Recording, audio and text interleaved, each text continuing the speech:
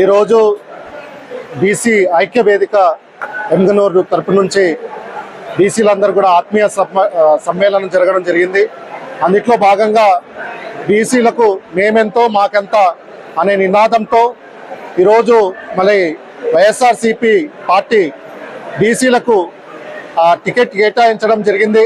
అదేవిధంగా చంద్రబాబు నాయుడు గారు కూడా టీడీపీ తరపు నుంచి, అలాగే ఇంకా వేరే పార్టీలు కూడా ముఖ్యంగా ఈ స్థానాన్ని బీసీలకు కేటాయించాలనేసి, ఎందుకంటే పార్లమెంట్ స్థానాన్ని కూడా, కర్నూలు పార్లమెంట్ స్థానాన్ని కూడా బీసీలకు కేటాయించాలనేసి, ఎందుకంటే ఎమ్గనూరులో అత్యధికంగా బీసీలు ఉండడం జరిగింది.